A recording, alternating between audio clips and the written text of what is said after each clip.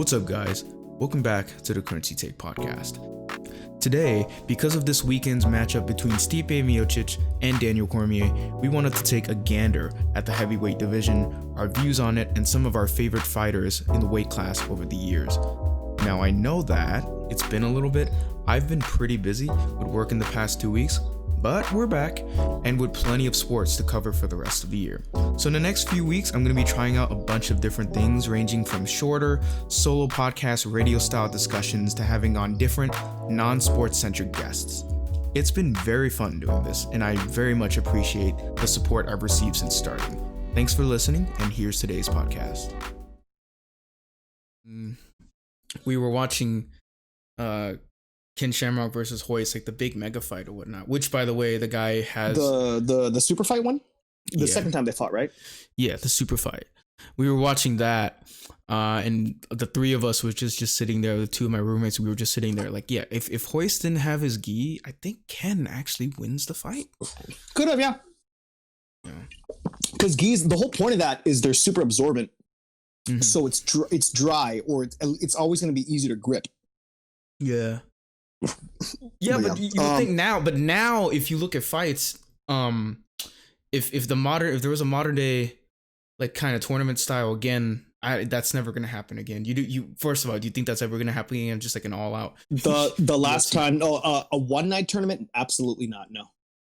Tournaments, yes, but like a one night, like you fight 3-4 times a night, that shit'll happen in maybe an Indian reservation or in like Japan. I bet Japan could still pull that shit off. They probably could. Wait, you were saying something about how the last time the UFC did it? When was that? The last time the UFC, the UFC never, I mean, if it's probably too early for me to care from, of when they've done a one night tournament. And the one night tournaments were like the single digit UFCs, but the last time they had a tournament was for the flyweight championship. It was a flyweight tournament. I think it wasn't even that. It might have been 4 fighters. Yeah, Ian McCall, Demetrius Johnson, and 2 other dudes that I never heard or whatever. He just lost to the flyweight champion. Who just lost the flyweight title fight? It's the guy that you wanted to win personally. I want him to win so bad, and his girlfriend is a cutie, Megan Olivey. Of course, I remember her name. Oh, really? Megan Olivey. She's dating. Oh, she's the commentator. Yeah, what's his name? Come on, this guy's literally been ranked number 2 for the last 5 years. He's you said flyweight, right? Flyweight. He's a alpha male fighter. Fights on alpha male in Sacramento. He's Brandon Moreno. Oh wait, Joseph Benavidez. Joe Benavidez. Yeah. Joe Benavidez, Ian McCall, Demetrius Johnson, like one other guy. Damn. Flyweight tournament. I didn't realize those guys have been around for that long. It not only have they been there for that long, but they were there back in the WEC. Which, do you know what the WEC is? Remember the WEC? Nope. Anytime it comes to like these other world kind of organizations, the only organizations I've, as an MMA novice, you only know about UFC. I mean, obviously Top Dog. You got one. You got Bellator. You got K1. You got Strike. And Pride. You have an ongoing podcast, dude. Like no matter like how much you know about, I gotta stop excusing you. I gotta stop excuses. You're under the category of MMA journalist right now, dude. I'm more like researcher, like the same, because I feel like it's such a growing sport, and it's why I want to keep having these sessions with you, just because like you've been watching it for so much longer. You've seen this grow to such a level now where it's on ESPN. It's being oh dude, yeah. I used to watch. I watch like if I could, like when I was how old was I? I don't know, like I don't know, 15 or 14, whatever. I was young, and I had my own TV, which is a huge deal back then. I had like my own TV, this really shitty TV that the hand me down. Was it like a small one, like really small? No, it was kind of big. It was kind of big. It was pretty big, and it weighed probably 75 pounds. It didn't like to change the channel. Yet first of all, I didn't have a remote. You had to change the channel directly on the TV. You had to press the button and then the numbers on there. But it was literally handed down from every uncle and aunt. So from Uncle Bum all the way to your mom to me. But Do you think Yeah, in it's the middle still of the in night, grandma's they were. garage? It better not be. Better not be. It better be at a damn museum. No, but what was it? In the middle of the night, they showed Pride fights for free. So that's like my first taste of MMA was watching that. And I was a huge fan of, do you know who Rampage is? Quentin Jackson, Rampage? Yes, Rampage Jackson. I was a huge fan of his, and he always got his ass whooped by Vanderlei Silva. And I never liked him because I liked Rampage so much, and because Vanderlei Silva was so ugly. But that dude was a what's his nickname again? Monster. Silva is the Vanderlei bone. Silva. He has, first of all, he has the best. He has the best nickname, the Axe Murderer. The Axe Murderer. Yeah. He will. Yeah. I know Vanderlei from the Tough series with him and Chael Sonnen, and just like how you got overly him, the top bad. Well, because I knew in the context to that was what Chael had said a bunch of things about Brazil. Yeah, about Brazil. Dude, and then leading up to his fight with Anderson, whatnot. Yeah. And then they had two Bellator fights, I think, right? They had one. One, and Chael just basically won by ground pounding. Chael dominated via dry hump, ground and pound, all American wrestling, dude. Yeah. Oh, dude. Oh man, James. It was a different time, man, back then, because which is okay. Because you don't have like. Obviously, there's savages right now, but it was a different level of savages back in the day. Yeah. Okay, let's get right to it then. The way that they're marketing this Saturday's fight between Cormier and Stipe is that it's the bout for the greatest heavyweight. Okay, which to me, I look at that and I go, okay, now to me and whoever's been watching within the past 5 years, you might come to that conclusion just off what you've seen, right? But I feel like with Cormier, this being his absolute last fight, whether he wins or loses, yeah, we're coming out of an era of a certain demographic for the UFC. You know, not to say that Cormier was savage, but this was a man that took down savages. You know. Oh yeah. This was a man that took down a bunch of different characters. And I just feel like you have been watching and you've been paying attention to a bunch of, for lack of a better term, you've been able to see heavier champions get more attention. You know. Really? Have I? Yeah. I guess in a weird way, I think I'm insinuating that with Cormier retiring after this fight, I feel like a certain era is ending for the UFC, and that's not necessarily a bad thing. But like, you know, I asked you to list your top 3 heavyweights, and the reason I asked you to do that is because I wanted to kind of do this back and forth top 5 where I come up with 2, you come up with 3. You're gonna start first, but hold on, it's just like heavyweight is the one division I have almost no information on. I tried to do my research on it, but it's like, if we're being honest, the division outside of these 2 fighters, one of which is leaving the sport forever on Saturday, I have no context outside of them and maybe Francis Ngannou and maybe Junior Dos Santos, who's also fighting in the same card, who they moved out of the co-main. Him versus Fortune Strike got moved out of the co-main for Sean O'Malley and Vera. Don't I can't believe you're saying all this, and you left out our favorite heavyweight, by the way. Our favorite, the Black Beast. Yeah, what'd you think?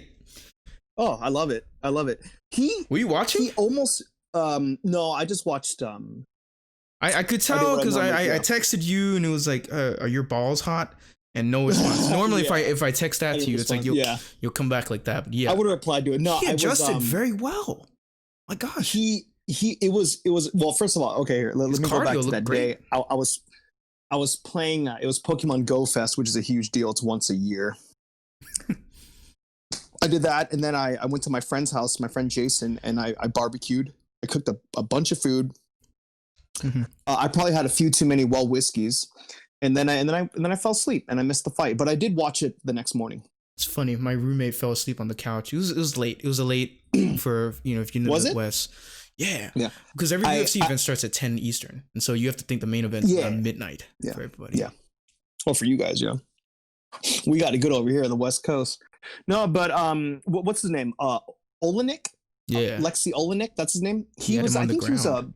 a Bellator heavyweight champion, perhaps. He had so many But fights. you know, his forte, his thing is Ground. his grappling, and then he did have Derek down. I don't even think Derek was in trouble.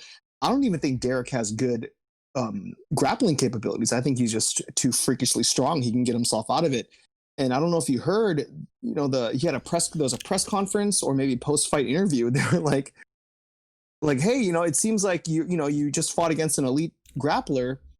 You know, do you feel like your grappling is improved? And he was like, yeah. He was like, yes, I'm definitely the best blue belt in Texas.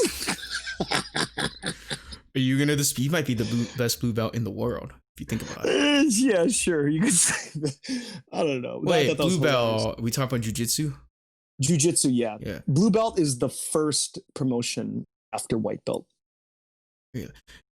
I mean, if he were, so you tell me, if he were to go to the Henzo Gracie Academy in New York, he'd probably be the best. He'd be the best blue belt. He'd probably submit a bunch of blacks. He'd probably no. If he's grappling with people his size, just straight up grappling, not MMA, he might be their best like white belt. Oh yeah. Man, But that's a scary thought. This is why I love Derek Lewis so much, because he is just He's such a character. Straight up, you know, yeah, he's a character. You know exactly what you're getting from him.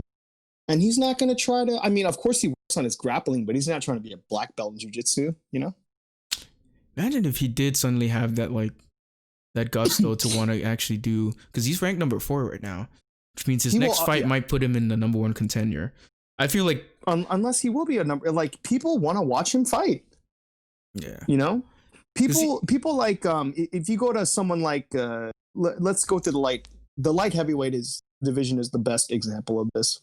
Who John Jones fought who? Thiago Santos, and who's the last guy he fought? Reyes. Close. Arguably he lost. Reyes. They are easily they both need rematches. They deserve rematches. Nobody wants to watch that. The UFC is not going to put that on. Whoa. What are you saying here? Nobody wants to see that. No. Keep going.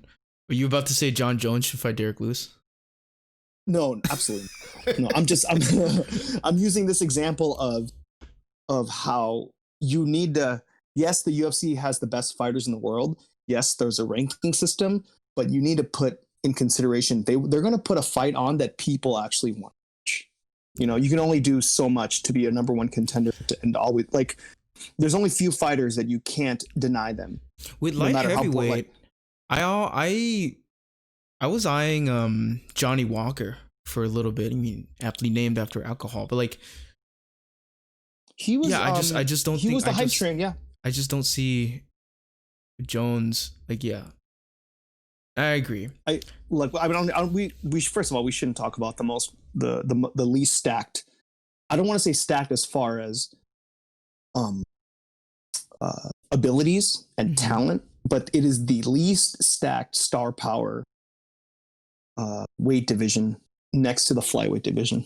Here, I'm sorry, dude. We just went totally off track. Let's go back to these heavyweights. No, that's fine. Yeah, so going back to heavyweight, I think the best place to start might be to just maybe start listing off some names that if you're gonna. Okay, here's the reason though. With heavyweight, I've been trying, right? I've been looking at lists, been watching some fights, been watching other people's lists, go to good old Uncle Chael list. And for the most part, I feel like heavyweight is a division that is unique. I mean, every division is unique, but heavyweight in particular, it seems like no one has a consensus, at least with when we talk about the UFC, people always go outside the UFC to talk about the greatest heavyweights of all time, like in MMA, like all around MMA. It's the only division that I've seen that you can't get a consensus the best fighter fought and reign dominant in the UFC. You know why? Because every list has that I've seen, or pretty much like 95 to 99%.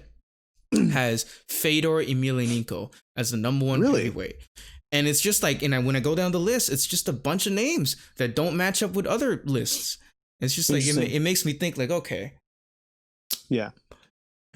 At it's such a unique at a weight time, class. yeah. It's a unique weight class because, first of all, when you're heavyweight champion, you get 2 championships. Not only are you the heavyweight champion of the world, you're also the baddest man on the planet. You know. Describe that term. Are you being serious with that, or is it just like a? I'm being serious with that because that's what they like in any sport. You could even say in boxing too. The reason why they call you the baddest. The heavyweight champion, the baddest man on the planet, is because you are the champion. You are the best fighter in the heaviest weight class. So if you literally fought anybody, you beat them. Not saying that's completely true, because John Jones would murk DC or Stipe, in my opinion. But really, that's kind of like, yes, that's just kind of the standard assumption with the heavyweight champion. So you're saying John Jones right now beats Francis Ngannou right now? Yeah. Damn. James, I need to see it, man. I'll pay for it. I'll pay for all of it. Anybody would pay for it, but it's just, again, I think I fall back on that. I don't think he belongs in heavyweight. I really don't. He's the heavyweights that he has beaten. What he's beaten? Did he beat Dos Santos? John Jones? Yeah. No, John Jones has never fought. Wait. At heavyweight. So Daniel Cormier has pretty much only ever gone down to. Yeah. Do you know why? You know why Daniel Cormier went down to heavyweight? To light heavyweight? Why? Oh, I'm sorry. Yeah, to light heavyweight. Why? Because before that, Daniel Cormier was an undefeated heavyweight. He was the Strikeforce heavyweight Grand Prix champion. Yeah. Which was a huge deal. The reason why he did not remain a heavyweight was because one of his good friends, training partners, Cain Velasquez, was heavyweight champion at the time. So Daniel Cormier was willing to cut down to 205. So him and Cain don't have to fight. You remember Cain Velasquez, right? Oof, that dude, yeah. But yeah, I'll get into. No, interesting segue, because if we're gonna get into the list, let's just go with top 4 today, because I don't have a second outside of this one guy. No, you are gonna name your top 3. I don't have anyone outside of my favorite heavyweight that I've seen. I mean, just in replays and everything, in style. I have to go by favorite, because I'm talking out of my ass if I'm gonna talk about heavyweights. Really, like, it's this whole thing is gonna be me like, so that's why that's why the UFC is the way it is today, or that's why people consider heavyweight. That's why heavyweight drove the market in the in the 90s and the 90s and early 2000s, and then it filtered down, I feel, into the lower weight divisions. But there was still that savagery, big tough men, whereas now it's a lot more strategy. It's a lot more strategy. It's a lot more. It's still there though. A good balance of both. You don't. Yeah. Because there's something very wild and unpredictable about heavyweights too. Because no matter what in a fight, you can get knocked out. When 2 heavyweights are throwing leather at each other, like, it doesn't matter how much better or bigger you are, you're gonna get knocked out. Like, these boys are big. That's what I've noticed with heavyweight fights. The refs really don't let the guys brawl on the floor as long. If someone's getting pounded on the floor, and the guy doesn't fight back within like 2 or 3 seconds, that's it, or 5 seconds. Yeah, because within 2 or 3 seconds could be 2 or 3 more shots to the head from a 260-pound man. Yeah. Whereas, like, we've seen lightweights and bantamweights take, like, Peter Yan, for example. If Peter Yan was the size of Francis Ngannou and the guy he was fighting, Aldo. If Aldo was like Derek Lewis or whatnot, and do you think the ref would allow that to just continue on and on and on and on? Perhaps. I don't know. It's because with Derek Lewis, you saw like it was a really quick stoppage after Lewis snapped him in half, and that was that. Those some big boys. Also, I think we had to have talked about this before, because bringing up pride and whatnot. The reason why Fedor is always brought up as the number 1 heavyweight of all time was because he was undefeated and the best heavyweight in the world, in an organization, Pride, that had the best heavyweights in the world. So that's why he gets that. It's just there's just a phoniness to not I'm sorry, I don't want to say phoniness. There's something with Pride where I don't know, I can't take it. It was something else. It's a resentment that I think lingers to this day. Amongst people who are really passionate about the sport, like everyone from Dana White down to someone like Chael Sonnen. You see, like, whenever someone talks about Fedor, as incredible as his resume is, you always you see people talk about it like an asterisk. Like there's an asterisk attached. It's funny you say that. It's funny you say that because the two people that bash it like the most, bashes Fedor or the system of Pride. I mean, obviously, are those two UFC? Dana White is Dana White and Chael Sonnen. That's hilarious. Yeah, I mean, they're the loudest, right? But even people, I don't want to throw anybody's name out there, but it seems like within the MMA circle and then the people who follow sport, it seems like Fedor. There's always a giant asterisk next to his name, despite who he is. It's not a giant asterisk. I mean, there's fighters that have been caught for PEDs. You put a giant asterisk next to it. But Fedor doesn't have a giant one. I just put either way, give him props. You know, he beat people, he beat heavyweights in the organization with the best heavyweights in the world. And he did it without PEDs. And I'm not saying that because I know like as a fact that he didn't do PEDs, but if you look at his dad bod, he did not do PEDs. No, and that's the scary part about it. If you Google image Fedor Emelianenko and he's like, at the weigh-ins, you're looking at this guy who looks like he walked out of a British pub. It's just he rolled out of bed from a 2-week hibernation. This is a scary used to guy, be a bear.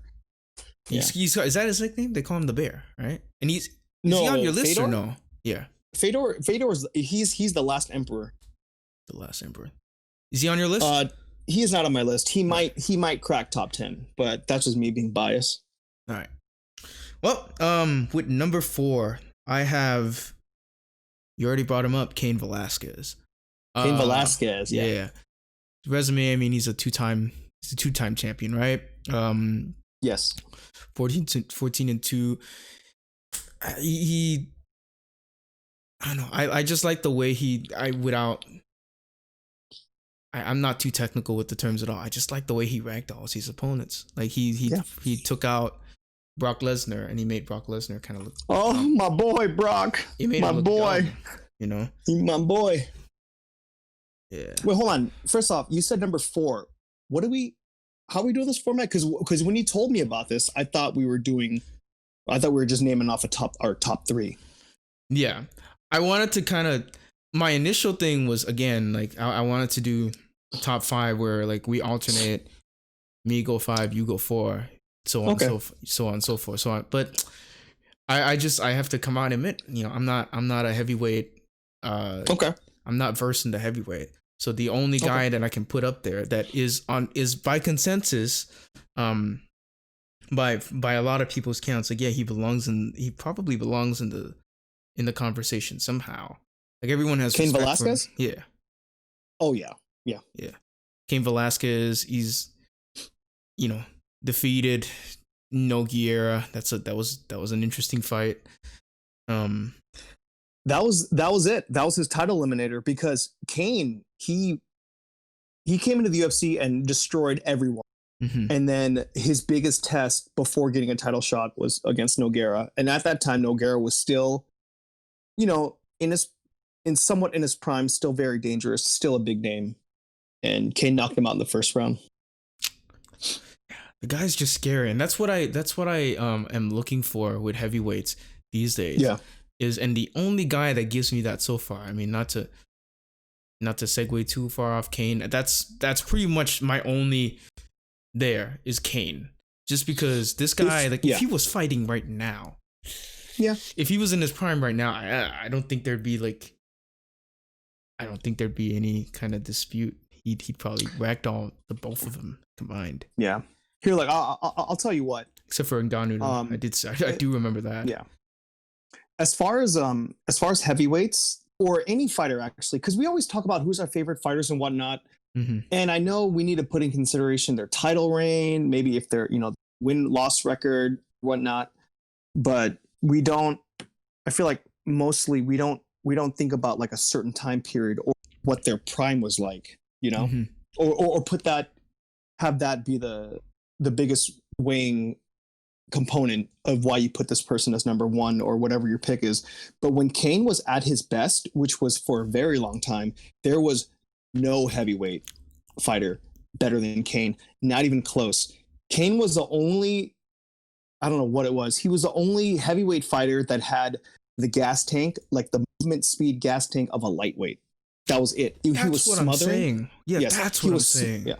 He had relentless wrestling. His stand-up was good, was great. He had great kickboxing, mixed it up great.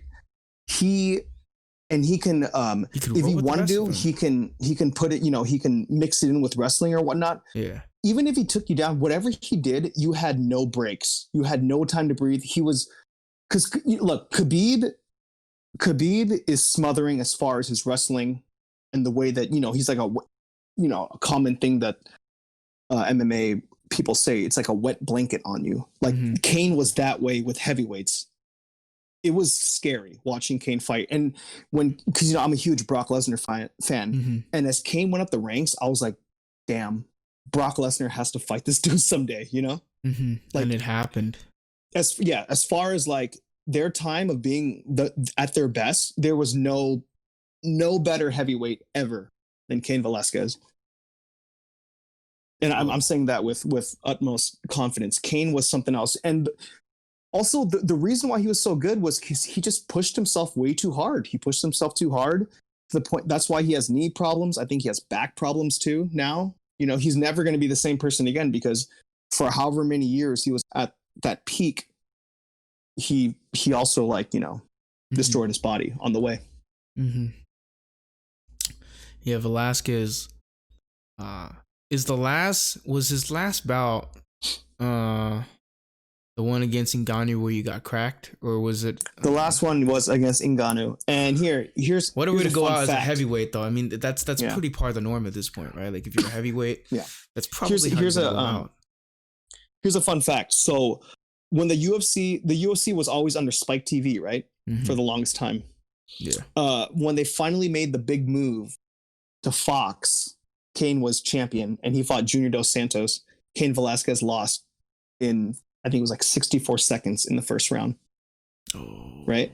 Yeah. When the UFC moved from Fox, I don't want to say from Fox, but when they finally got a deal with ESPN, Cain Velasquez was featured and he fought Ngannou. And we all know how that went. I believe that was 26 seconds. Yes. So it's kind of like an ongoing joke that, Cain Velasquez is just cursed as far as like moving to another network. But I don't know there's no bigger sports network than ESPN. So, Cain doesn't have to worry about losing another fight, moving on somewhere else. Yeah. It says here he was removed from his last, his last bout.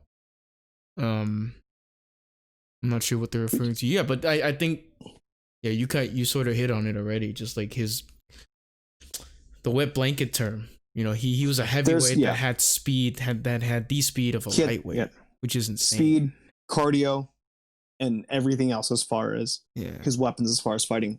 Like, I got tired watching him fight. You know what I'm saying? Like, I got tired. That's a good thing, though. Because that's just that savagery. That's what I'm talking about. That kind of rough edge, kind of not your father's kind of ESPN.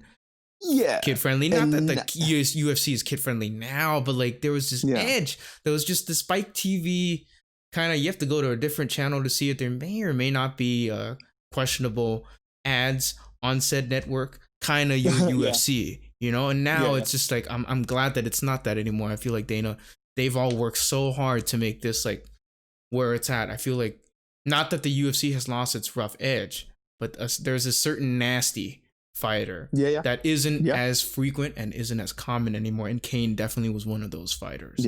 you know. Isn't that so funny, like how you said that? Because like the only reason why it's not that way anymore is just because the fighters now are just a little polished, you know? A little. You know, Yeah, you still obviously have someone but polish is Tony like good. Ferguson. Like, you want to be, you know, yeah. Tony Ferguson, who's a remnant of that era. Yeah, so that's my pick. So now we go into your 3. Just go ahead. Number 3. Yeah, ironically, no. My number 3 was Cain Velasquez, dude. All right, kill 2 birds with one stone. Anything Kill more? 2 birds with one stone. Yeah. What do we? If you are trying to do your research on, or not research, if you just want to watch some good old Cain Velasquez heavyweight action, what are some fights? You know, so we've already named off Lesnar, we've already named off Nogueira, but what's like another fight that we could you know, those fights aren't even, I mean, those are good, you know. First of all, Cain already arrived. He was already there. He was already the guy before he fought Nogueira, but he just needed that one more big fight. And the golden ticket was Lesnar. Yeah. And Lesnar, it wasn't, jeez, man. He was just a draw. Right? No. Velasquez was not a draw. Lesnar was the draw. Yeah. Yeah. If you want to watch, jeez, dude. You can watch any of his early ones, like maybe not so much the early ones. Here, I'm gonna go. He fought Travis Brown, I believe, in UFC 200, and this was after he wasn't champion anymore. And just to this is when Travis Brown was still like good, and it's just a joke watching Cain fight these dudes, like these elite, you know, high ranked heavyweights. That's one of them. There's another one. When he lost his title against Junior Dos Santos on the first Fox show ever in 64 seconds, his first fight was against Antonio Bigfoot Silva, which is this, you know, behemoth of a man. And Cain, first of all, he didn't just destroy him. He beat him so bad in the first early seconds of the fight where Bigfoot was bleeding so much that he couldn't even see anymore. But, you know, Cain eventually won TKO. I would say, you know, outside of the title fights, because you could watch any of his title fights and he was freaking amazing. But outside of those, where you just see sheer dominance and dedication and just his debut, maybe a tunnel. It was fine. His debut, he won easy. But like, I'm talking prime Cain. You watch either the Bigfoot Silva fight, the first Bigfoot Silva fight. I mean, they fought twice.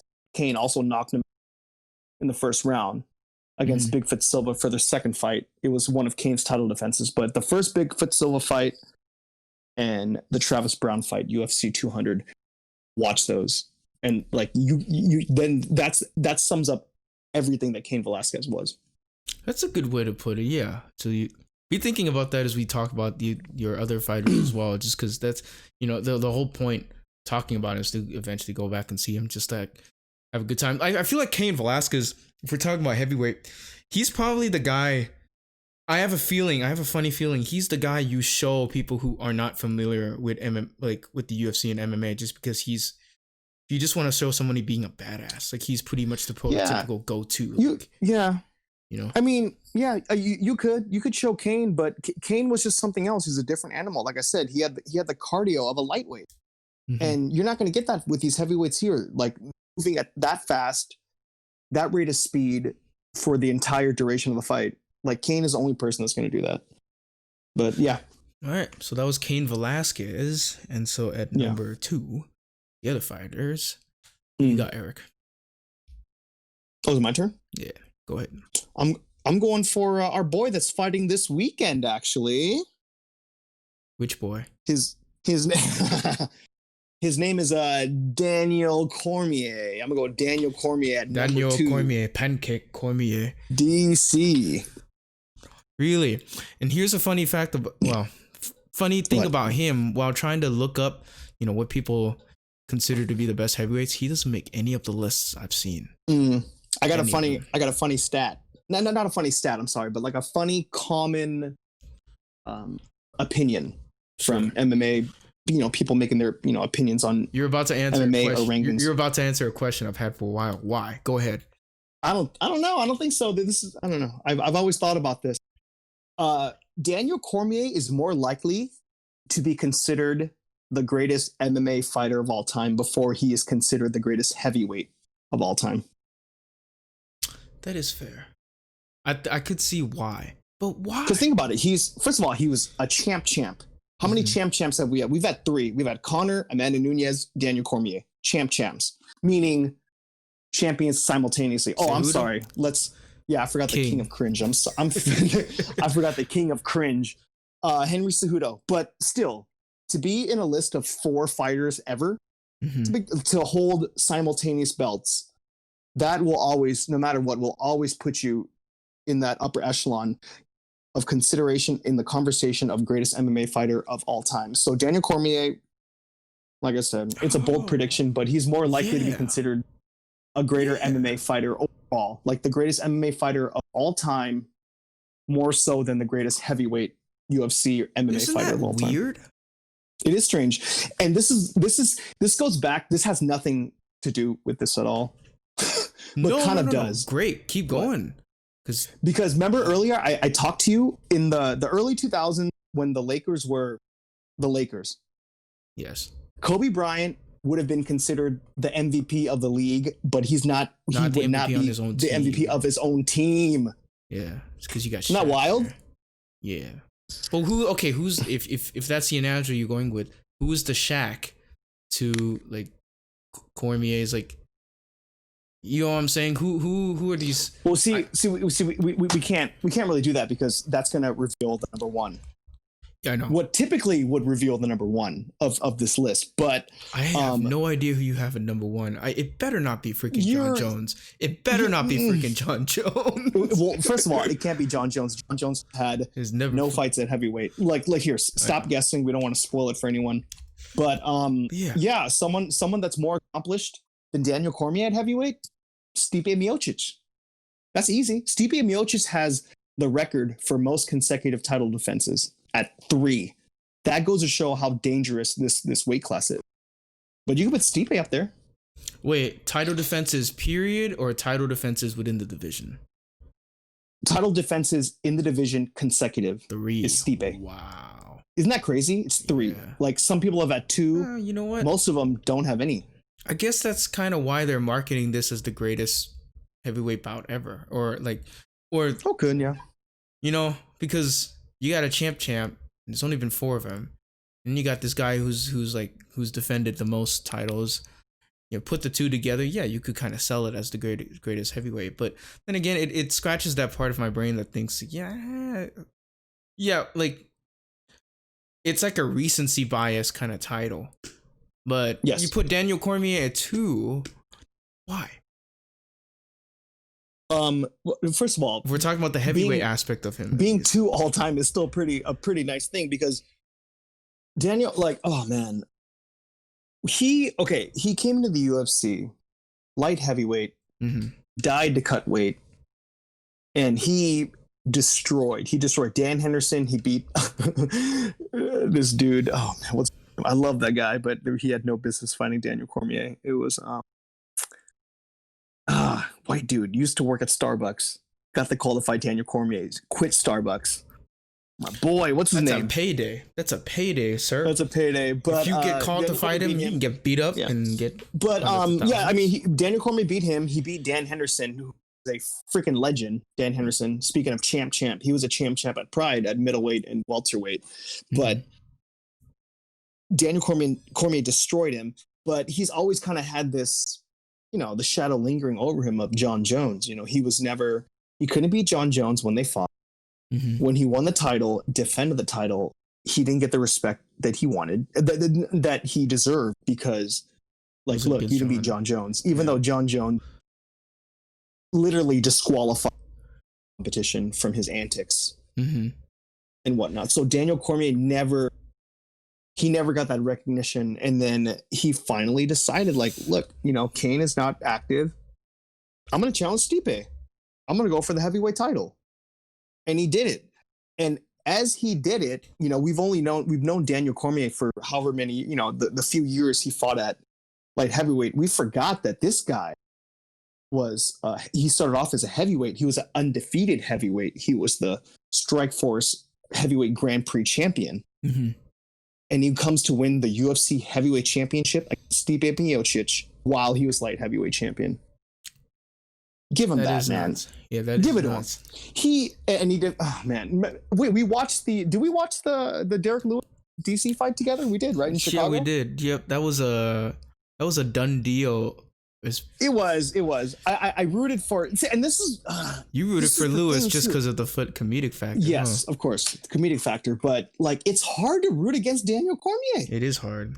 He's such a likable guy. Like, why? How? He's a likable guy, but you know, it was just I just chose, you know, but I just, you know, you want Daniel Cormier to win because for legacy reasons. Like, this dude, he had the worst end of the stick all the time. Like, losing it, even though he lost to John Jones twice. The second time is no contest. John Jones was on PEDs. People still didn't give Daniel Cormier credit for being light heavyweight champion. When he became the heavyweight champion, you can't question him anymore. Mm-hmm. He did it elsewhere. Yeah. Was his heavyweight champion for the UFC, was it only against Stipe? Is that the only time he's been heavyweight champion for the UFC? Okay, so he beat Stipe. He defended against Lewis. So he's defended only once. He's defended once. I didn't know it was that recent. I didn't know he hadn't been fighting in the heavyweight division until he fought. He never that fought. That is nuts. He never fought in the heavyweight division in the UFC until he challenged Stipe. Why? Because of his friend Cain Velasquez. Oh, he didn't want to fight Cain. Mm-hmm. Because Cain did they train at the same gym? Did he train out of AKA? AKA, yes. AKA in San Jose. Oh. They're the best of friends. They're not going to fight each other.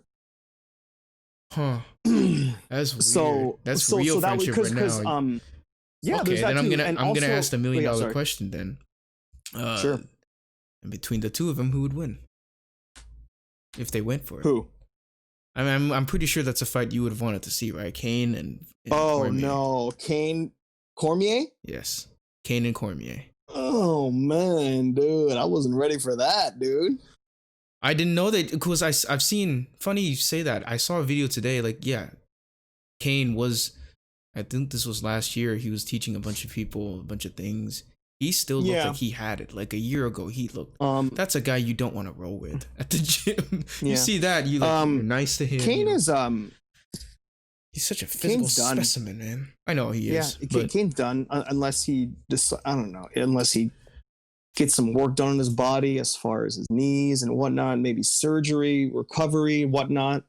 Oscar De La Hoya may ask him to fight 8 years. If you wanna talk about their primes, yes, in their primes, I think Cain Velasquez would beat Daniel Cormier. If you want to talk about now, hey, no, I'm talking in their prime. Like if we're talking about the year, we're talking about their prime. I think Velasquez would win. Velasquez would win, and it's a fight that I wouldn't want to watch. I would probably cry the whole time. Yeah, you'd cry the whole time if the whole Tito and was it Tito and Liddell situation happened between them, where they, I your heart couldn't take Tito. No. I'm just saying, if a situation like that happened between Cormier and Velasquez, your heart couldn't handle it. You'd be the fight would be too much for you. I would not be able to handle it, and I feel like it would be like a movie. You see them holding back on their punches because they don't want to hit their friend as hard as they can. Oh, I can't watch that.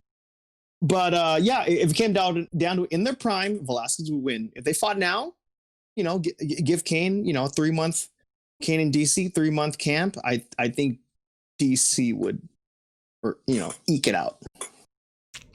Yikes! All right, interesting.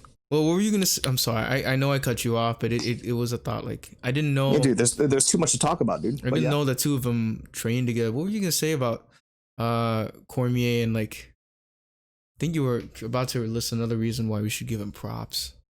I think not that I don't believe you. I wanted to. No. It's not that we need to give him props, but he just always that end of the stick because he fought someone. He had a rivalry with John Jones, who's. First of all, I love John Jones, but if you want to talk about his track record, he's kind of a piece of shit, John Jones.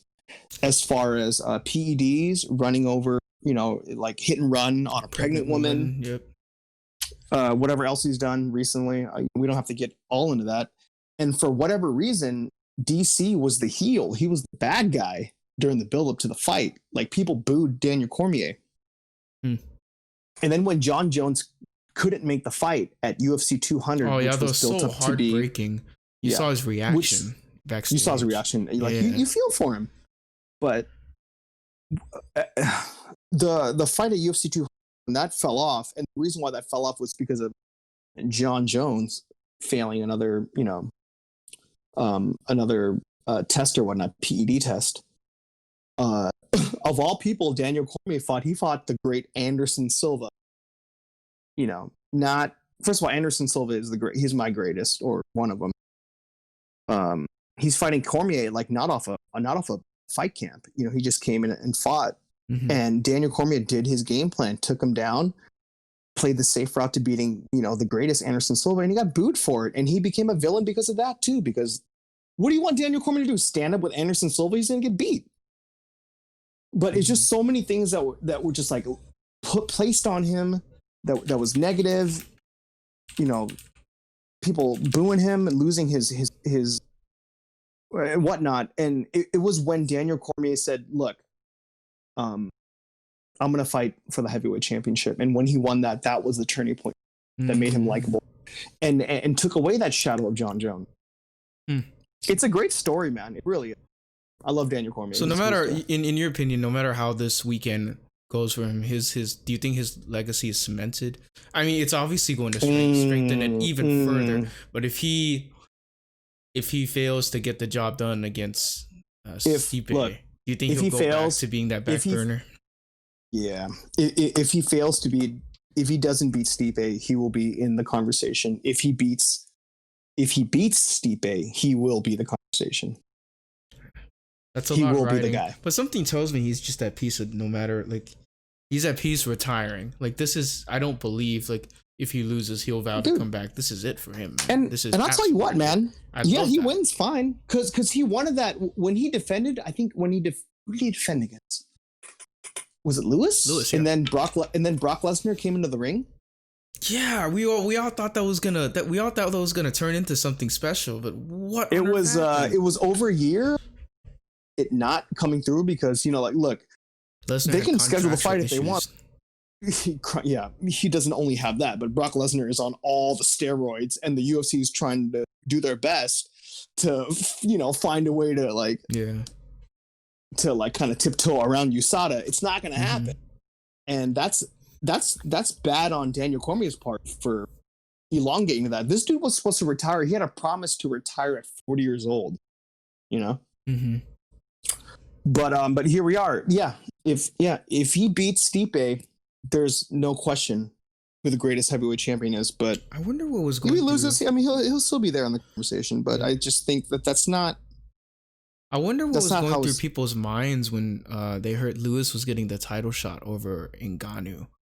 Because all things considered, why? What? Why did that happen? We all knew. I mean, Lewis. Yeah, I mean, that one knockout that he had, that last second knockout was amazing, but I don't think it was. Yeah. Do you think it was enough to put him in the number one contender? He's a draw, but don't tell me that's the only reason they put him in there. Yeah, maybe. I don't know. James, I'll tell you what. When we found out that Derek Lewis was going to fight Daniel Cormier, we all thought the same thing. We were like, cool. He got it over Ngannou. That's too bad. Ngannou can fight the next one. And I'll tell you what, if there's nobody that deserves a title shot more than Ngannou. Oh, dude, oh man. His fight has to be a title fight. I don't want to see him kill somebody else. That's not a title fight. You know what I mean? Here's the deal. I think Stipe, no matter what, has to face him next. Yeah, that's a big whoever him. Look, and also you got to put in consideration Stipe might be done after this too. He might retire. Like there's talks of him retiring also after. Interesting. They've done it, man. They've both done it. They have like this might be. That's a scary thought. The both of them retiring and the division is left to whatever. Like Ngannou. It's got to move on, man. Lewis, it's got to move on. Like what's gonna happen? If first of all, if Stipe loses, then what? Stipe he has one or two fights for another title shot, right? Max. Yeah, if DC wins, or if DC wins or loses, he's retiring. So That's a thought, man. That I guess that is one of the questions I wanted to ask was like, what has to happen like to make the division relevant again? I mean, outside of everything we've already talked about, like what does a storyline have to happen? Does somebody have to come out of the existing division and say, you know what, no, screw this, I'm gonna take on I'm gonna knock the fuck out, you know? Yeah, I don't know. There's a formula. You know, they need to. They have their names. They have their draws, which are not. Yeah. But I don't know. I don't know what it's going to take to move on. I feel like it takes for heavyweight though. It takes one. It takes one more Ngannou like figure, like the scary type fighter. Because the scare factor is what you bank on, right? For heavyweight. Not so much. That's not so much scare factor. It's just like who's good. I mean, they're all good. But who do you want to watch? Because who do we have? We have Ngannou, and who's a murderer. Mm-hmm. We have Ngannou. We have Rosenstruik. We have Overeem. What do you think of Bladis? What do you think of Curtis Bladis? He is the most boring, uninteresting fighter of all time. You know exactly what he's going to do. He sucks. When I say sucks, like he's on a draw, and no matter how well he does, he's not going to get it. He's not going to get a title shot. I mean, he might, but he's not winning any fans the way that he fights. Not only does he fight the way that he does, but he also predicts that he's going to do like, oh, you know, if you're watching my fight, you know, the boring fight where I'm going to take him down and lay on him. Like that's not going to win fans for you. And that's exactly what Curtis Blaydes did. What about Rosenstruik? Sorry, one last guy. Like Rosenstruik he's fighting on the same card this week. Yeah, he is. He fought. He has had 85 Muay Thai fights, or no, I'm sorry, not Muay Thai, but kickboxing matches. That seems to be the trend with kickboxing and Muay Thai. You just fight a bunch. Yeah. You would obviously want your wins to outweigh your losses, but they fight so much. Yeah. You go over 85 times. You go over to one championship award. You got someone like Rotang who's fought 100 times. You know, and he's only 23. You know, it's pretty insane. It's just not the same. The amount of money you get paid for one UFC bout versus a kickboxing bout. You know. Yeah, but Rosenstruik, he's neat. I don't know. He's dude. This guy was Jorzinho. This dude fought Alistair over and was losing every minute of the fight, and won off a Hail Mary, you know, knockout. That's what can happen. That's the beauty / That's the beauty of the heavyweight division. Yeah, but he's just they don't have stars, man. They don't. It's a sad Rosenstruik, Derek Lewis, Ngannou. Not yet. Who knows? Who knows what could happen? Like, because it takes one, in my opinion, for the UFC. For any division, it just takes one interesting spark that happens. Yeah, but it also takes a long time if we get that spark. Like they need. It's another talk for. I can go on and on about that. All right. So Cormier, out of AKA training, he's not training with Khabib at the moment, but Cormier at number 2. No, Cormier with number 2, Kane number 3. And so who do you got at the big old number 1, the undisputed number 1 that you said is undisputed number 1? Obvious. You know, this one took a while for me. I lost sleep, to be honest. You know, this is all I've thought about. Oh, you've been thinking about during my bike rides. Oh, you've been thinking. That's why you got lost on the way home, thinking how the hell does James not know who this is? It's completely obvious. Yeah, who's it? I'm gonna go ahead and warn the audience. This is out of fandom. Okay, my number 1 heavyweight MMA fighter of all time. James, you want to go ahead and take a crack? Maybe take a guess before. It's not Fedor, out of fandom. Hey, out of fandom, you like the WWE a lot. Oh yeah. That's a good one. Yeah, that's a good start. Yeah. You like the WWE a lot. We just steroided as he may be. This guy, Brock Lesnar. Number 1, I'm gonna go with Brock Lesnar. My number one heavyweight UFC fighter of all time. Wait, is this like an objective favorite or like objective or absolutely like it's hands down? It's definitely I mean hands. I have first. I got it. Maybe it's just maybe it's bias. Yeah, maybe it's bias. It's a personal reason. I did not think he was going to be your number one. My goodness. Oh, dude. Brock Lesnar is my forever. Take me to school. I have never, because the reason, no, I'm not going to take you to school because I can't, I will not give you any accomplishments over Daniel Cormier and Cain Velasquez with Brock Lesnar. Okay, I'll tell you that. Mm-hmm. Brock Lesnar was the guy. First of all, the most inexperienced. He had one elite skill, one good skill. That was just wrestling from his college days. You know, NCAA Division I heavyweight champion wrestler. Mm-hmm. You know, goes on to what? WWE, NFL, the UFC. This guy's obviously a freak athlete. This guy is an experiment. This guy is a what if. This guy is a why not, you know? Brock Lesnar was that guy that was like, hey, you know, I want to try it. I want to see how I do.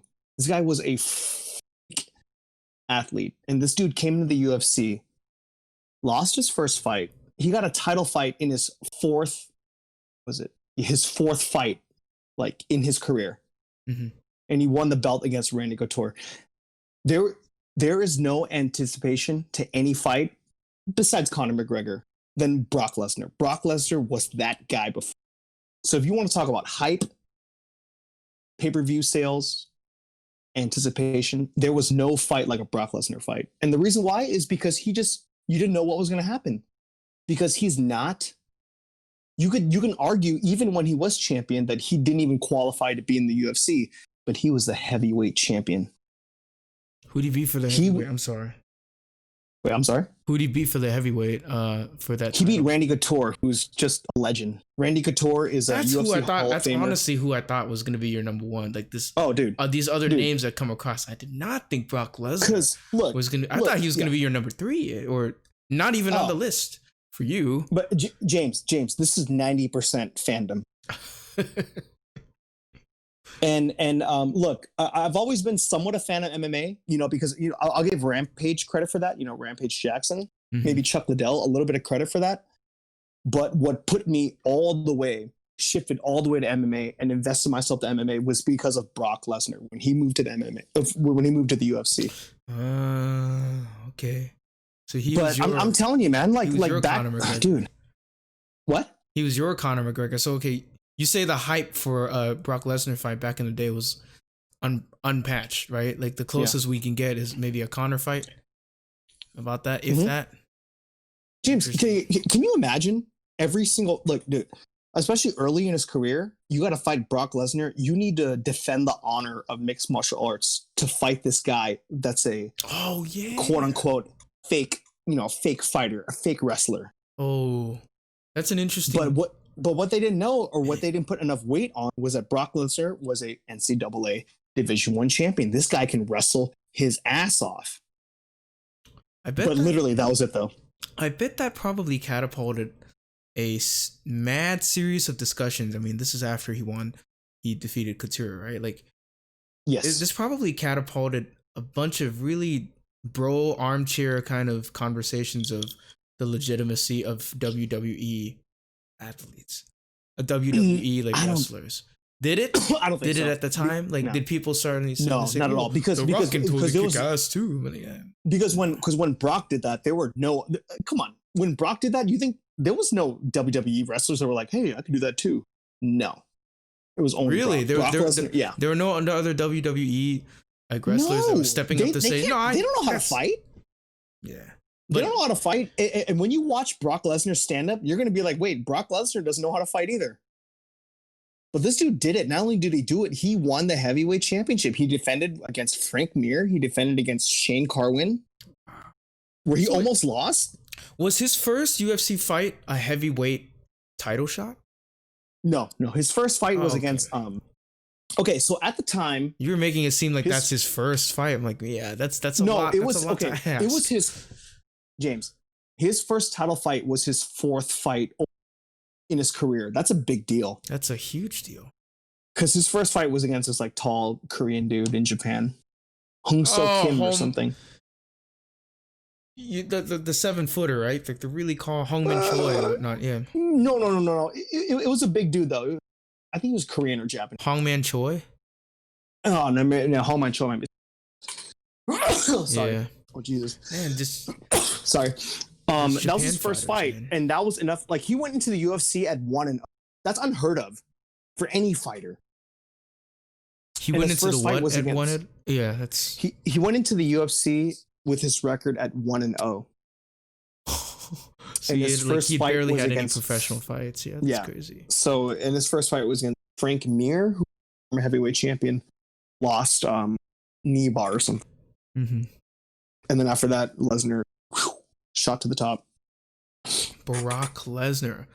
So in the pantheon of WWE figureheads, if it was actually a real fight, this guy would kill all of them. Yeah. Kill Big Show. He'd kill everyone. In a real fight, yes. In a real fight, Brock Lesnar would kill all. That's insane. And Brock Lesnar was a guy, he went, look. Randy Orton? Of course he was, yes, of course, Randy. Brock Lesnar went into this as a, not, it's like, look, I'm changing my mind on my passion. I want to try this. Mm-hmm. Like, how many people can do that? Like, there's fighters, like, they dedicate their lives to one craft, which is MMA. Mm-hmm. And they want to fight in the UFC. They want to be champion. Brock Lesnar is that dude that's like, I want to try this. No, maybe I'll try this time. And he's such of a freak athlete that he can do that. And he got himself to the heavyweight championship. And I think that's nuts. Look, the closest thing Brock that could Lesnar, be today might be if Anthony might be if Mike Tyson Fury decided, you know what, I'm gonna give this MMA thing a try. Dude, Tyson Fury just needs like, a year of really hard wrestling. Yeah, wrestling and grappling training, and he'll do fine. But it's not gonna happen. Wilder, it's not. It's just Brock Lesnar, he was a guy, and it's crazy story. And guess what? He's not going to be in any top tier journalist or MMA reporter top 5, let alone top 10. But that is an interesting frame on it, though. Just like the ultimate, why not? The ultimate freak out. We talk about these are athletes, I mean, MMA. It's you not only the physical aspect is so visceral. It's a lot of technique, but that's probably says a lot about Division I wrestling as well, doesn't it? And it's not a very popular in comparisons to basketball or to football, but D1 wrestling is pretty legit because you got a bunch of these it's fighters. It's the most legit, it's because you got someone like Justin Gaethje who is, I mean, he was a D1 wrestler too. Someone like Covington was also D1. These guys had this in their back pocket, and it shows like it's probably very, very legit. I just feel like it gives them credit as well. All you gotta do is work on your stand up and whatnot, and you'll figure it out. You're not a wild precedent to work on your quote unquote work on your stand up. You go over, if you come train in Thailand, you got these guys who've been hitting that heavy bag since like a young age, but you got these freak athletes in the world that can you imagine, like I heard on Rogan the other day, he was making this thing like, if you just took the NFL, if these people who grew up playing football decided at the age of 12, you know what, banging my head and is maybe not the best for me, I'm gonna go fight. How much greater would the sport be if you had these NFL athletes with these great athletes that that learn the techniques of fighting? They would be great. I feel like we're at the precipice of that. It's the way how popular MMA is now and how widespread, because it's I feel like by the year it just keeps going up, and not just because I'm paying attention to it. It's just because the avenues and media outlets where it's being dispersed. Social media having a lot to play with it in a good way too, not in the way that traditional sports in America has gone. It just like it continues to break new ground, and I would hope that it'd also be great for, I hate to say it, it'd be great for the hood. Wait, what do you mean? like it'd be great for these I don't want to say impoverished, but yeah, fighting. If you're gonna fight, at least get paid to do it. Absolutely, yeah. You know, like it breeds one of the best. I'm just saying the U.S. It's the same thing with soccer, but you guys are it's different in that you guys already have people dominating who are Americans in UFC, right? Yeah. But it's that same thing where how much more dominant would it be if it was even more mainstream than this? You know, kind of like how boxing was in the 90s and 80s. But yeah, no, you're right. Yeah, we'll see. I mean, yeah, who knows? So looking at this weekend. Oh, geez, we're getting this weekend, huh? Only there's 2 hours later. There's only yeah, there's really only 3 fights. That's funny you said that because I only have 3 fights that I took notes on.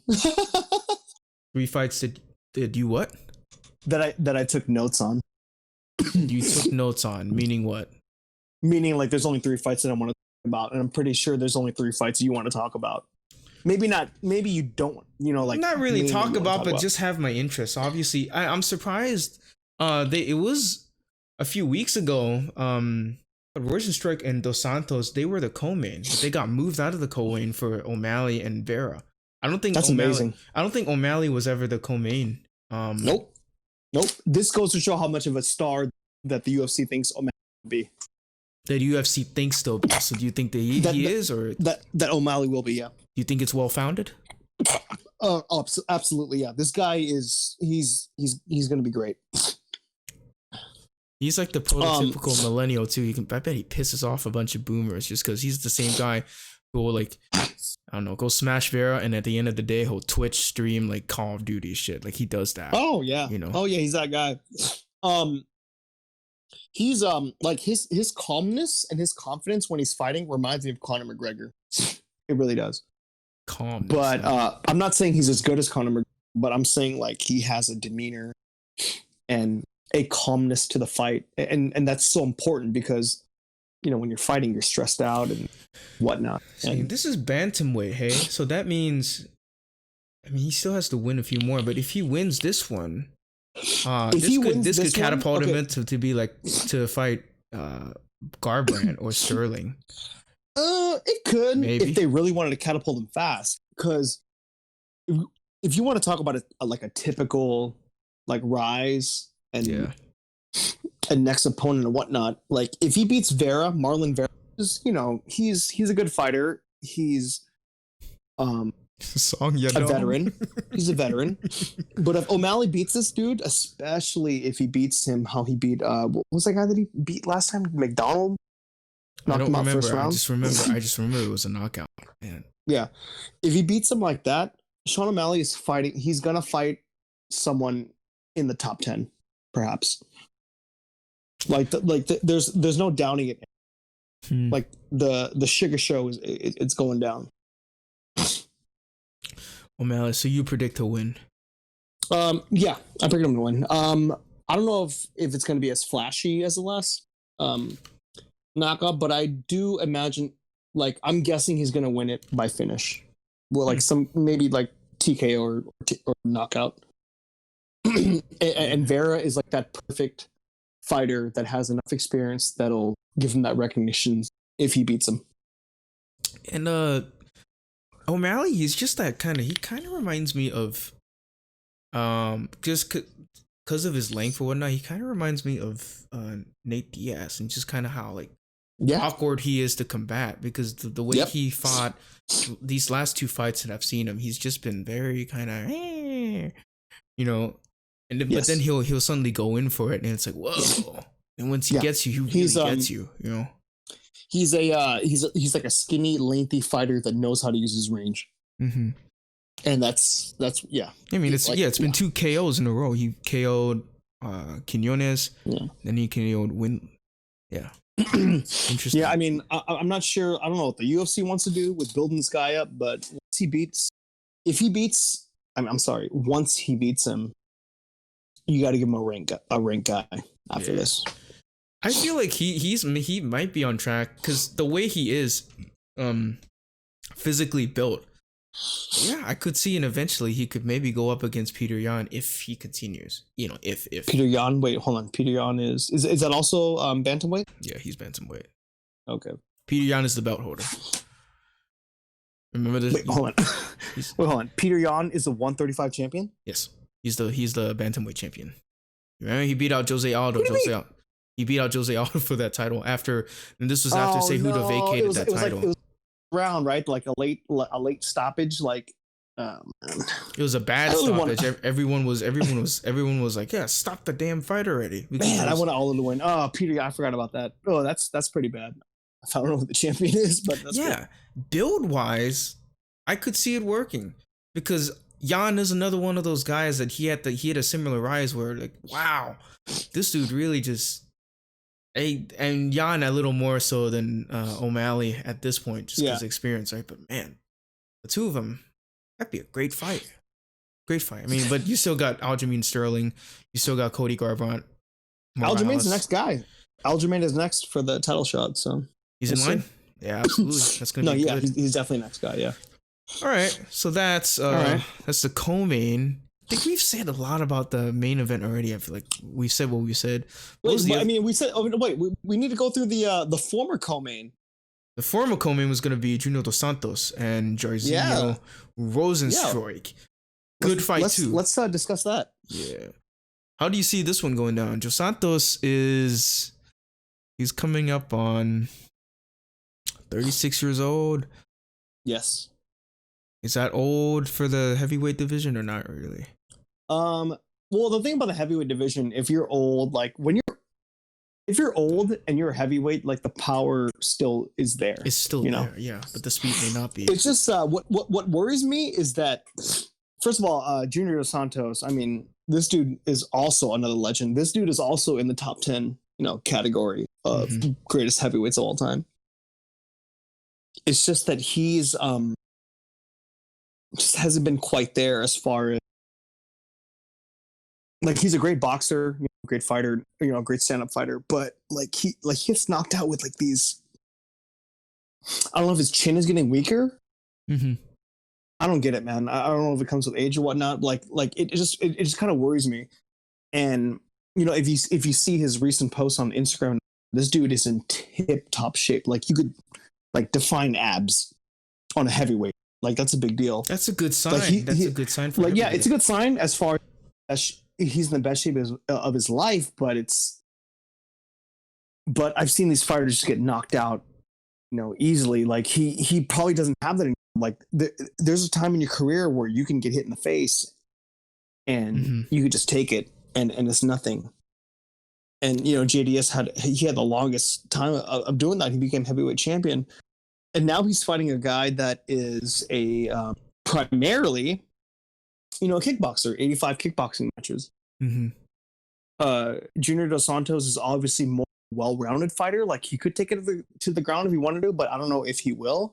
I'm just worried that his what is it? Like his experience in fighting for so long might screw him over, and he's gonna get caught and get knocked out. What's your what's your train of thought there? His experience in fighting will cost him the game. Because when I say that, because I've just seen many fighters where they, like they're older, but for whatever reason they're in the best shape of their life and they look great, but they lose because there's a I understand now. Because you can only take so much. Because first of all, Aldo did. First of all, basically, because first of all, Junior Dos Santos, he's always been a nice, fit, good-looking dude as far as like body-wise. But for whatever reason now, I don't know what he did. I don't know if it's dieting or whatnot. But he's even more chiseled than he's always been. But that's not enough for you to win. His chin might be cracked. I understand. Forever, and that could lose him the fight. Yeah. I see what you're talking about now. And the thing is, Rozenstruik, prior to Ngannou locking him out in 20 seconds, this was a guy that a lot of people feared just because it was a KO. He's 10-1. And what he did to Overeem, or like Look, you can say what he did to Overeem. If you watch that fight, Overeem was winning all of the fight, and Rosenstruik won, from a Hail Mary or a barrage. Yeah, I guess I'm falling back at the on end. Like puncher's chance At the end, and also like first of all, Overeem, like James, if you had a chance to punch Overeem one time on his face, you would knock him out. That's how bad his chin is now. Overeem is so over-seasoned to where he has to not fight anymore. And that's how Overeem lost. But Rosenstruik was I feel like the whole time. Rosenstruik is hung because the way, if you're, imagine this, like you've never lost and then you get knocked out in 20 seconds, you get fed your own medicine, you'd be hungry. I feel like he'd be hungry to get back to that. He might be hungry to get back to that. Like, look, he might be hungry enough to get to fight Ngannou again. Like, just maybe. But guess what? How long ago did he fight Ngannou? He fought Ngannou May 9th. May 9th. Okay. And he got knocked out immediately, right? When you get knocked out, there's concussions or whatnot. Like your brain is scrambled. Yeah. And how long ago was May? May, June, July, August. What? 3 months? Let's say 3 months. 3 months. That's a very quick turnaround for a heavyweight. It's a quick turnaround for someone to come back from a concussion or being knocked out to fight again. Like he's not there all the way because I think you need a longer time to get your stuff sorted up. And I think it's too soon to do that. What's the catch weight they're fighting at? Is it 260? No. Catch weight? No, it's not catch weight. So heavyweight. It's heavy. I forget. Heavyweight's the widest range. It's between 206 and 265. Junior Dos Santos is going to weigh about 239. Which means Zion Williamson still wouldn't qualify because that dude is definitely 300 pounds. All right, so thick. With that fight, I'm guessing you're pulling for Dos Santos. You being the OG head, you're just wanting. I'm being the OG head. I want him to win. I would love it if he won. Who's the over under? What's the? I should look that up, but I didn't. I don't know who the favorite is. Let's see. But I wouldn't be surprised if Rosenstruik was the favorite, just because he's a very seasoned, skilled stand-up fighter. But I'm gonna put my chips on Junior Dos Santos because I want him to win, man. I want the old school guys to win. He was the first guy to beat Cain Velasquez in the UFC. That'd be a good story. It'd be a good kind of reminder, or because I feel like that's what the heavyweight needs outside of Ngannou. They need like this another like thing. I don't know what that thing is. I don't know where it's gonna get manifested from. But it wouldn't be the end of the world if Jairzinho knocked him out. I know you wouldn't like that, but it'd be pretty interesting. Like you need these decisive kind of spark kind of wins, or kind of storybook wins in order for the division to start harping up again. If Derek Lewis, he's another guy that if he really wanted to, if think about it, man, if he had Khabib Nurmagomedov mentality, just how scary would that be as for him? Like Derek Lewis? Yeah. I think Derek Lewis is scary with his mentality. If he had like a sudden shift and like, no, I want to be the champion. Like I really want to be the champion. Yeah. That right there, you got your 4-horse race. You got Rosenstruik, you got Lewis, you got Ngannou. Yeah. Sans the two main fighters this weekend. Like there you go, 3. Maybe get one more in there. Maybe get, and definitely not Fabricio, but like get for Fabricio. I guess. I mean, he needs one more. I mean, he beat Gustafsson, but he needs one more fight to prove himself. Oh my gosh, that Gustafsson fight. Gustafsson, I've seen that boy look so thick. That boy was thick. And he was what? thick. He lost. He's coming. He's coming back, dude. He's coming back. He's gonna do fine. Yeah. Okay. So he is officially heavyweight at this point, right? Mm-hmm. Okay. Yeah, that could be another guy if he has a good rebound and it's strange seeing him at heavyweight, seeing that he was by a lot of people's standards, people considered him to be the toughest fight that Jones ever had. Just because Jones wasn't prepared for him. If John Jones did not exist, if Daniel Cormier did not exist, Alexander Gustafsson would be the greatest light heavyweight of all time. What's the thought? Bless me. Yeah, he could be something. Bless you. He could be something that could rise. No, it's just that we need names in the heavyweight division. That's all. Yeah. Names. And Gus is a name, even though he lost. He's a name still. Put him in there. I'll tell you this though, with the two compelling fighters fighting this week, seemingly their futures, one of which we know will not continue after this point. As a kind of rapid question, what makes a good / compelling fighter at heavyweight? Because I feel like it's the one weight division, again, kind of what we were talking about at the very beginning, where it's like ground and pound and then heavy striking. It kind of all balances out, but it feels like there's a happy medium between what the audience wants to see and what is actually good for like at that weight, Yeah. What would you say to that? What? Like if you were a heavyweight, if you were a UFC athlete today, say you heavyweight or not, what are things you would focus on in order to become a compelling like fighter? Geez, I don't know, man. Maybe how you are with a microphone, but also like how you win. I don't know, man. It's rough. It's not hard. Spitting bar game. It's not. What? The microphone. Interesting. Yeah, tough division to talk about, especially these days, which is sad. But yeah, I could see that changing. Honestly, it doesn't take much for something to just, I don't know. I mean, we'll see, man. Look, I'm telling you, I have a feeling that Stipe, not only DC is going to retire, but Stipe is going to retire too after this. I wouldn't be surprised. And it's up to the rest of them, to the rest of the heavyweights, to figure out what they want to do. Like, That's it. You got to move it on. All right. That's been a somewhat interesting conversation about heavyweight. Hopefully within a year, if we come back and revisit this particular subject, I hope to see more. I would hope to see more like storylines involving heavyweight, just because it makes the sport that much more interesting. And think about it, the UFC is already so interesting. There's already so much intrigue. But it's that same thing with boxing when the biggest men on the planet, I mean, competition wise, right? When the biggest division, heaviest division is thriving, that makes the sport interesting.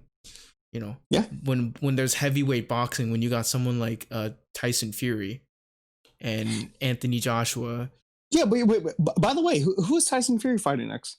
Tyson Fury is, I think, most recent news, he's probably doing a rematch trilogy fight with Deontay. No. But yeah, okay. I know no one wants to. Well, not that no one wants to see that. It's not that no one wants to see it. It's just like save it for another time. Let Deontay fucking build himself up. Have him fight. You want to see him? You want to see him fight Joshua? Okay. Yeah, why not? You want to see Tyson Fury fight Joshua? Tyson Fury's the best heavyweight boxer right now. Jesus, period. Like he's, and the thing is like that. Those same. Whatever criticisms people had for Deontay, they have it for Anthony twicefold, just because Deontay, he was known as the most dangerous puncher in the world up until that fight, and he got knocked out.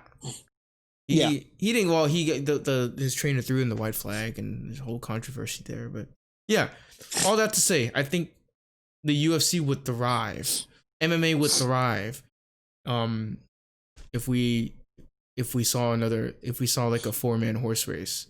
With the division. Yeah, for sure.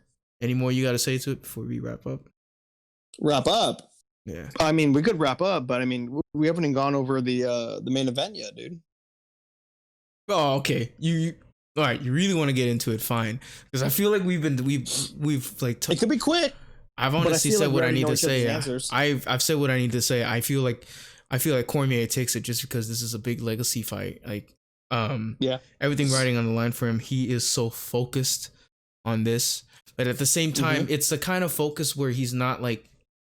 I don't feel like the agony of defeat will like. He's not lingering on that like he did when he was trying to fight Jones. He doesn't have that kind of negative energy. Going into this fight, there's really not a lot of bickering between them two. Yeah, Joe, because they both have like high respect for each other. high respect, maybe little jabs here and there, like, oh yeah, I'm gonna smash him. What fighter doesn't say that? But yeah, Yeah. Cormier, I think takes it. But it's going. okay. It's I could see it going decision. I don't know if this is gonna be a knockout type or submission fight. Okay. Yeah, for me, I feel like Cormier probably You say DC. Cormier DC probably by decision. Okay. Yeah. But what about yourself, sir? I'm gonna say the same thing, dude. I'm gonna say DC by decision because Stipe is too good everywhere.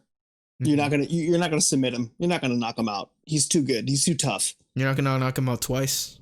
You're not gonna knock him out twice. And I feel like DC has that game plan because, first of all, DC has elite wrestling, Olympic level wrestling, and he can incorporate that. If he wasn't so dank, I'm so frustrated from that last fight because DC lost.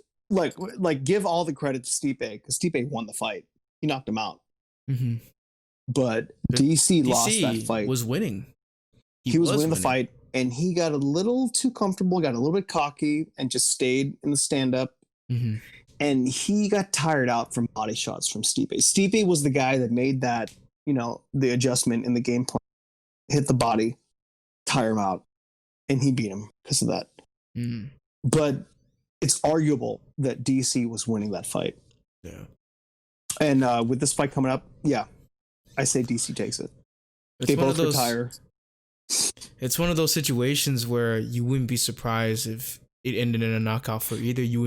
Would you be surprised if it ended in No, not at all. No, the only reason why, like, these are heavyweights. Like, you can get knocked out anytime heavyweight, But yeah, I'm gonna take DC. It's gonna be a great fight. I'm freaking excited. And like you said earlier, whoever wins this fight, we can talk about the greatest heavyweight champion of all time. But whoever wins this fight will go down as the greatest heavyweight champion of all time. And you're not going to argue that unless we talk about this, 2 years from now, another podcast where John Jones has won the heavyweight championship and defended it 3 times. You wish with John Jones, man. We'll see, man. We'll see. But as of right now, this fight is huge. It's huge.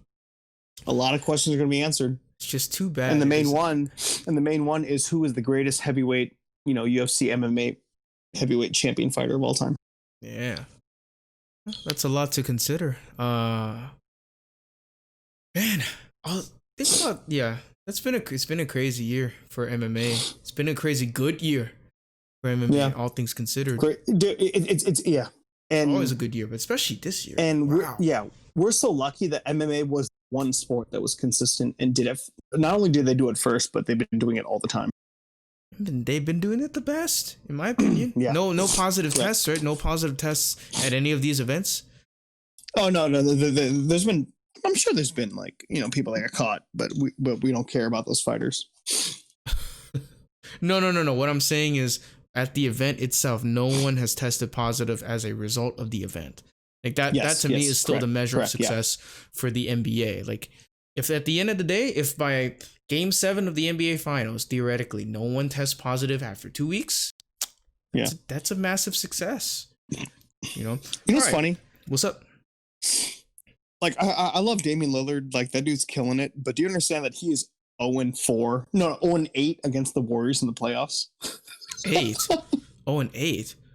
Oh, you're talking games, right? Not just like series. In the playoffs. Damian Lillard has been swept twice by. He won one game, and that was when Steph came back from injury. It was that one game Steph. Yeah, it was 2016. Steph had been sort of sprained his knee against the Houston Rockets, and then it's funny we're talking about Dame. It's exactly what I wanted to talk to you about after the podcast. But So several things before we say goodbye. Next week I have a proposed plan. I kind of want to talk about one championship. Yeah, and there's a hot topic here I want to touch on, and that is like just the fundamental differences between one. I've been doing some read up on that one and the UFC, and I want to go on a limb here. I don't think a merger is happening, But I think, you know, that earlier conversation we were saying about how TIE fighters, what TIE fighters need to come to the UFC or whatnot. I think one might have put a giant monkey wrench in that conversation. Really? Yeah. And in a nutshell, I think one, honestly, dude, if you're a TIE fighter, what's more appealing to you? Is the UFC or the one? Because one, you got your market of 2 billion viewers, all within your community in Asia, you know. They get that many viewers? Yes. Jesus, okay. Yeah, and so that's a market in and of itself. Of course, the pay is still probably better in the UFC, right? Jeez, I don't know. Yeah, I don't think so, but I don't know. Yeah. So that's one thing I maybe want to discuss next week. If we look better into it. There's a couple of names that, like Shatri. That's like the main guy. Shatri, he's the GM, not GM. He's like the main. He's like the Dana White of Asia. Okay. You know, yeah. So that's maybe another thing. But you just mentioned Dame. The NBA playoffs are starting on Friday. Yeah, I heard. Yeah, because I'm gonna go to my friend's place. You know, like my friends with the baby. That's my godson. Yeah, little Grace. So I was like, oh, I'm gonna go over. You know, we're gonna watch UFC. Mm-hmm. And then wait, what the hell were we talking about? Wait, what'd you say? More of this? We were talking about maybe the possibility of like a playoff. I don't know if you're following any of. You're probably not going to follow any of the NBA. My friend Gabe, he was like, "Oh yeah, come over early. We can watch the playoffs." I'm like, "Playoffs?" He was like, "Basketball." Oh, cool. Yeah, I guess we can. Yeah. Coming up though. So my Pelicans are not in, huh? No, I was gonna release like a video essay kind of ranting about them, but I think everything about them has already been said. Like they're young, but what I'm disappointed most about them, I could say a lot, but let's talk about that after we wrap up. So that's been the heavyweight conversation. If you've listened up to this point, thank you for checking the podcast out. We've been off for 2 weeks. That's because I've been very, very busy, but hopefully with the playoffs here and then with more UFC action heading our way, there's plenty to talk about this year. So thank you for checking out the Crunchy Take podcast and see you later. Eric, thank you very much. Thank you. Peace out, guys.